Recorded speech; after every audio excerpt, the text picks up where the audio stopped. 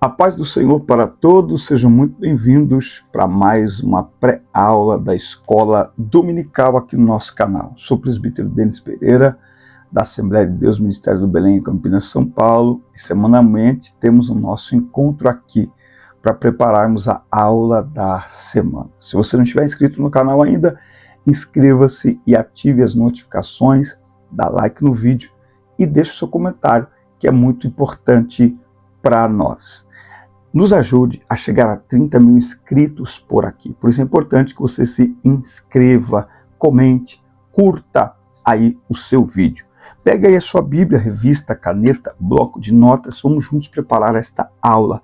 Lembrando a você que aqui na descrição do vídeo tem todas as minhas redes sociais, incluindo o meu número de WhatsApp, por onde você entra em contato conosco. E será um prazer receber o convite do seu departamento, da sua igreja, para estarmos juntos adorando a Deus e ministrando a palavra do céu para o vosso coração. Inclusive eu tenho colocado diversos trechos de mensagens aqui no nosso canal.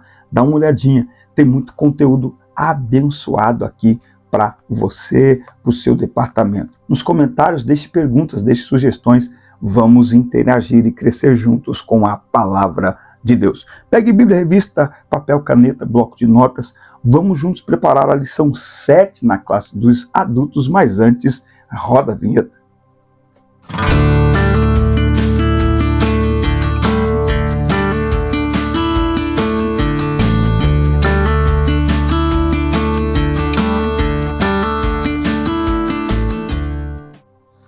A vinheta ficou legal, irmão. Que isso? Bom, lição 7, classe dos adultos. Eu sou a ressurreição e a vida. Textual, disse-lhe Jesus, eu sou a ressurreição e a vida. Quem crê em mim, ainda que esteja morto, viverá. O Senhor Jesus Cristo é a ressurreição e a vida. E por essa razão temos a garantia de que um dia teremos um corpo glorioso como o dele. Além dessa leitura bíblica em classe, que está anotada aqui na revista, eu sugiro que você leia 1 Coríntios, capítulo 15, o capítulo todo, porque Paulo lá vai falar sobre ressurreição de uma maneira assim, muito simples, de uma maneira muito básica, mas não pobre, de uma maneira muito rica, muito clara, muito objetiva, tá certo? Vamos olhar então o ensino desse domingo sobre o prisma da ressurreição de Lázaro, o amigo. A Bíblia diz que o amigo que Jesus amava. Jesus amava Marta, Maria e Lázaro, algo que é dito de poucas pessoas, tá? Jesus amava, aliás, acho que a Bíblia não diz isso de mais ninguém, mas desta família a Bíblia é bem enfática, ora, Jesus amava, né? Então João deixou isso muito claro ali, isso indica que o relacionamento, a amizade entre Jesus e esta família, esses três irmãos, era uma amizade pública. As pessoas enxergavam no dia a dia, quando Jesus passava por Betânia, que havia entre eles uma amizade muito forte. Tá? O encontro de Jesus com Marta ao chegar a Betânia revela aspectos especiais que poderão edificar a nossa vida espiritual por meio do estudo da palavra de Deus. Nesta lição iremos refletir sobre o propósito de Jesus ao realizar o milagre da ressurreição de Lázaro. Iremos também nos aprofundar no diálogo entre Jesus e Marta sobre a ressurreição de seu irmão. E além disso, a partir do milagre de Lázaro, vamos examinar a doutrina fundamental da ressurreição do corpo, tal como é ensinada por Jesus e todo o Novo Testamento. Sem nós acreditarmos na doutrina da ressurreição física, não tem evangelho para nós, tá? Então, muito bem colocado aqui no comentário, que isso aqui é uma doutrina fundamental da nossa fé. Isso é doutrina, tá? Esses dias eu perguntei para alguém, doutrina não sei o quê, o povo não gosta de doutrina. Eu falei, explica para mim então o que é doutrina. Infelizmente, no nosso meio, muitos crentes ainda hoje têm dificuldade de separar o que é doutrina de usos e costumes. Parênteses. Usos e costumes são locais, são regionais, mudam de acordo com a liderança da igreja naquele lugar, ou você nunca esteve numa igreja que quando mudou de pastor, alguma coisinha ali mudou. Tem um mais radical, tem outro mais liberal, não é? Usos e costumes. Agora, doutrina, isso não muda em lugar nenhum, em região alguma. Então, a doutrina da ressurreição dos mortos, a partir da ressurreição de Cristo, é doutrina no Brasil, é doutrina no Japão, é doutrina na Arábia Saudita, é doutrina nos Estados Unidos, é doutrina no México, é doutrina no Chile, é doutrina no céu, na terra, no mar e no ar. É doutrina, não muda. E se não crer, foi pro beleléu. Entendeu? Porque é fundamental, é alicerce da nossa fé, é universal, está acima da denominação, da organização, está acima da vontade dos homens, tá certo? Bom, primeiro tópico, o propósito de Jesus, recebimento da notícia sobre Lázaro. Nos evangelhos, Jesus realizou diversos milagres de ressurreição, incluindo o do filho da viúva de Naim e o da filha de Jairo. O milagre da ressurreição de Lázaro é o que estamos abordando. Este é o último dos 7 sinais, milagres, encontrados no Evangelho de João e representa a manifestação de Jesus, final de Jesus, como Filho de Deus antes de sua crucifixão. O capítulo 11 liga-se ao contexto do capítulo 10, em que Jesus se afasta de Jerusalém após uma tentativa de prisão e se dirige para além do Jordão. E ao ser informado da enfermidade de Lázaro, ele estava a leste do Jordão, levaria alguns dias para chegar até Betânia, mas o texto diz que sabendo que Lázaro estava muito enfermo, ele ainda ficou 2 dias no lugar onde ele estava. E aí eu faço uma continha, se a pessoa foi avisar Jesus que Lázaro estava enfermo, certo? E quando Jesus chega em Betânia, já tem 4 dias que Lázaro está morto, numa conta rápida, Jesus ficou 2 dias onde estava, quando ele saiu, ele levou mais um dia, sei lá, e poucas horas, algumas horas para chegar lá, porque 4 dias não significa exatamente 24, 48, e sobe 96 horas. Assim como 3 dias da ressurreição de Jesus não são 72 horas, porque ele morre aproximadamente às 6 horas da sexta-feira, não é isso? E ele ressuscita domingo, a qualquer momento da madrugada. A gente não sabe se é 1, se é as 2. As mulheres foram ao sepulcro por volta das 4, 5 da manhã, e o sepulcro já estava aberto, já estava ressuscitado. Então, 3 dias não significa exatamente as 72 horas, assim como não significa as 96 horas, esses 4 dias. Mas fazendo uma conta rápida, significa dizer que entre a pessoa vir avisar Jesus e voltar, quando ela saiu de lá, ele ainda estava enfermo, mas no meio do caminho ele morreu. Porque para poder bater a conta de 4 dias quando Jesus chega lá. Entende? E veja que a maneira como a pessoa fala, aquilo é um pedido de socorro. E o recado esconde uma expectativa.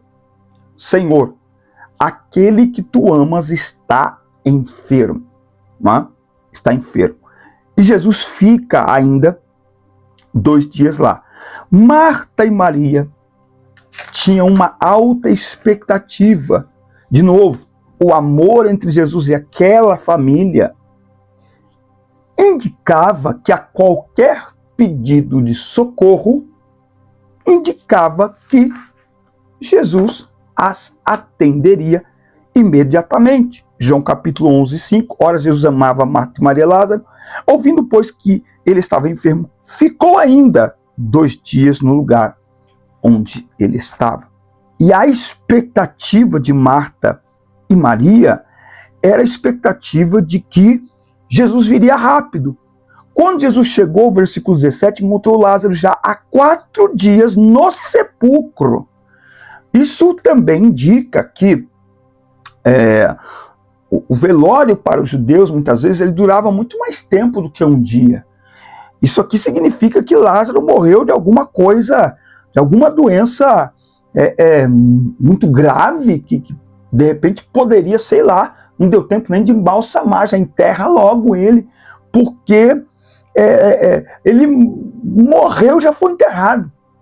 O velório de Lázaro não tinha o corpo presente. Aí alguém pode me falar como que era naquela época, mas tinha um embalsamento, tinha, né, um embalsamamento, tinha preparação do corpo, como foi o de Jesus, que era comum naquela época. Lázaro não, morreu, não sei se alguma doença grave, alguma coisa contagiosa, não sei.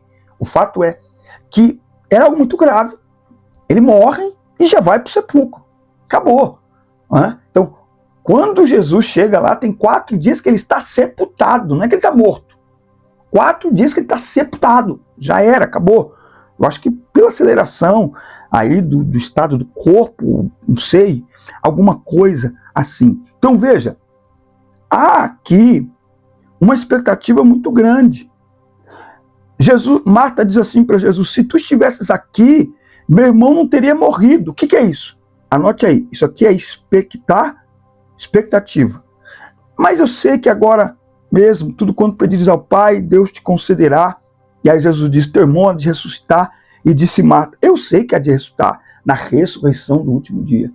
Então veja, o que nós temos aqui? Nós temos esse encontro de Jesus com Marta, quando a expectativa que ela e Maria colocaram em Jesus, e por que não dizer os amigos, os outros familiares, as pessoas mais próximas, de que já que Jesus amava, já que foi enviado a ele um aviso, o mínimo que eles esperavam de Jesus é que Jesus se movimentasse imediatamente na direção delas. Mas aqui vai uma lição para nós. A nossa pressa não apressa Deus. Anotou aí? Vou repetir. A nossa pressa não apressa Deus. Primeira lição. Segunda lição. Deus pode, e muitas vezes ele faz isso, que é frustrar a nossa expectativa, mas ele jamais frustra a nossa fé. A expectativa é ele virá imediatamente, e ele não veio. Quando eu prego sobre esse texto, eu falo, ele não mandou um recado. Né? Se fosse tempos como hoje, né, de rede social, meu Deus do céu, eu imagino quantas vezes Marta e Maria olhariam no celular. Quantas mensagens elas mandariam para Jesus? E para piorar a situação, era como, sabe aquela pessoa para quem você manda uma mensagem urgente, e não apenas ela não te responde, como, sabe, ela coloca aquela configuração que não fica azulzinho de mensagem lida. Eu estou passando por isso agora, com um amigo, terminei de escrever meu livro, mandei uma mensagem para ele já há quase 20 dias, você faz o prefácio para mim? Oh, que honra! Manda o texto para mim que eu vou fazer. E depois de lá para cá, eu estou mandando mensagem, e aí você manda mensagem. Não dá para saber se ele leu, não dá para saber se ele ouviu. Ele não me responde. Ele não diz para mim, ó, amanhã eu envio. Ele não diz para mim assim, ó, escuta, Denão, faz o seguinte, pede para outra pessoa, eu estou sem tempo, eu estou muito ocupado. Não há resposta, não há retorno. A gente fica sem atitude. E aí lá no 4º dia, Jesus chega como se nada tivesse acontecendo e nem acontecido. Jesus simplesmente chega a Betânia com seus amigos, porque Jesus sabe como trabalhar. Jesus conhece o coração de Marta, Jesus conhece o coração de Maria. E aqui vai uma outra questão que eu quero que você anote. Essa família é amada por Jesus. Essa família tem relacionamento com Jesus. Essa família conhece muito Jesus, mas não conhece tudo. Por mais experiência que nós tenhamos com o Senhor, sempre haverá novas experiências para termos com Ele. E, portanto, aquilo que para nós é um motivo de deixa para lá, essa situação não tem mais como, já era, acabou. Muitas vezes, Ele está se movendo nos bastidores, sem falar nada, sem emitir um sinal, para usar situações tão frustrantes e decepcionantes para revelar nuances da sua glória, nuances da sua presença que nós não conhecemos. Elas conhecem o Jesus da mesa, elas conhecem o Jesus das grandes conversas, mas é a primeira vez relatada que elas precisam de um socorro de Jesus. Elas precisam conhecer uma face do Jesus divino, do Messias. Elas conhecem o amigo, elas conhecem o mestre. Agora Jesus vai se revelar como Deus para essa família. Aleluia. Então, abra os olhos espirituais para enxergar que Jesus não trabalha no nosso relógio, não trabalha no nosso tempo, e que muitas vezes a expectativa que temos em relação a Ele não é exatamente como Ele vai agir. Quando Marta diz, olha, se o Senhor estivesse aqui, é como se Marta estivesse dizendo para Jesus, olha, o caminho para o Senhor fazer o milagre é esse. Ela está limitando Jesus. E Jesus entende isso, hein? Não ataque pedras em Marta, não. Ah, ela é incrédula, não sei o quê. Se coloca no lugar dela. Uma das coisas mais maravilhosas na Bíblia é nós nos colocarmos no lugar da pessoa. Mas a gente esquece que ali tem um ser humano que está chorando a perda de um irmão, que está frustrada porque Jesus não veio. E Jesus não faz birrinha com as pessoas. Ah, quer dizer que você não crê em mim? Então eu vou embora. Ah, então já era. Não. Eu acho tão lindo que Jesus vai conversando com Marta, que Jesus vai escutando Marta, vai permitindo que ela coloque para fora toda a sua frustração. Isso para mim, Jesus, é maravilhoso. Isso é graça e misericórdia, não é? Porque Ele conhece o nosso coração. Mas quantas coisas nós estamos guardando, quantas frustrações guardadas, quantas decepções guardadas. Mas quando Jesus chega no ambiente, a gente se sente à vontade para colocar tudo isso para fora. E Marta vai falando, e Marta vai falando, e Marta vai falando. E Marta vai abrindo o coração ali para Jesus. E Jesus então se apresenta como aquele que é a ressurreição e a vida. Então uma outra lição para nós é não seja o GPS de Jesus diante do milagre, achando que ele tem que agir por aqui, por ali, ele tem que fazer assim, ele tem que fazer desse jeito. Olha, para dar certo tem que ser por aqui. Ele age de formas que a gente não entende. Para ele, glória, para ele curar Lázaro e ressuscitar Lázaro, para ele não muda nada. Para a gente muda tudo. Para a gente age sempre pela mentalidade mais fácil. Ah, é mais fácil curar. Ah, depois de morto, depois de sepultado, pedra grande na porta. Jesus, ele ignora aquilo que nos assusta. Ô, glória, anotou aí? De novo, Jesus ignora aquilo que nos assusta. Nós estamos preocupados, a pedra é grande, faz 4 dias, ele já morreu, já era, já não tem jeito, o corpo já está em decomposição, o corpo já cheira mal. Jesus vai ignorando tudo isso. Jesus chega, tem um encontro com Marta, chama Maria, onde o puseram, e ele vai indo, e as pessoas... Gente, para aqui comigo. Se Marta e Maria que conheciam Jesus, por isso que eu gosto desse texto, eu já preguei as 300 vezes, vou pregar mais 300.